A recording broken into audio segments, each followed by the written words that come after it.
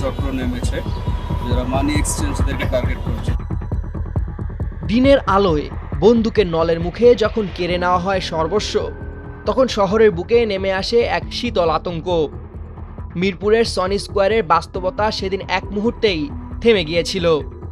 সম্প্রতি মিরপুর এলাকায় 22 লাখ ও তার আগে 74 লাখ টাকা মোটরসাইকেলে করে বন্দুক দেখিয়ে ছিনতাইয়ের ঘটনা সামাজিক যোগাযোগ মাধ্যমে চাঞ্চল্য সৃষ্টি করে। আজ ঢাকার চিফ মেট্রোপলিটন ম্যাজিস্ট্রেট সিএমএম আদালতের এজলাসে 74 লাখ টাকা ছিনতাইয়ের ঘটনার শুনানি হয়। আদালতে বাদীপক্ষের আইনজীবী আব্দুল্লাহ আল নাহিয়ান জানান, সম্প্রতি একই কায়দায় ছিনতাইয়ের আরেক ঘটনায় আটক 4 জনকে এই মামলায় গ্রেফতার দেখানো হয়েছে। 18/1/2025 রাত 8:15 বা আনুমানিক সেই সময় তারা 74 লক্ষ টাকা ছিনতাই করে নিয়ে যায় একটি চক্র। তো একই প্যাটার্নে তারা এই অপরাধটি করে থাকে সারা বাংলাদেশে, শুধু ঢাকা না।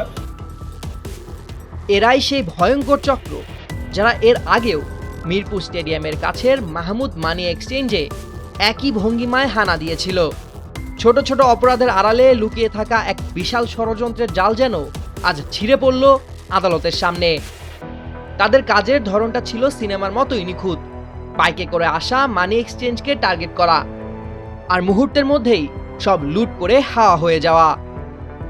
এই একই ছকে তারা বারবার আঘাত এনেছে, ছড়িয়েছে আতঙ্ক। এতদিন ধরে পুলিশ যে অদৃশ্য শত্রুর ছায়া খুঁজে বেরোচ্ছিল, আজ যেন তাদের আসল চেহারাটা প্রকাশ পেল। আইনজীবী আদালতে প্রতিষ্ঠা করেন, এই দুটি ঘটনা বিচ্ছিন্ন নয়, বরং একই চক্রের সুপরিকল্পিত কাজ। যে 4 জনকে আগের মামলায় গ্রেপ্তার করা হয়েছিল, তারাই এই 74 লক্ষ টাকা ছিনতাইয়ের মূল হোতা। তবে গল্পের শেষটা এখনো বাকি। আইনজীবীর কণ্ঠে রিমান্ডের জোর দাবি, কারণ এই চক্রের শিকড় আরো গভীরে ছড়ানো।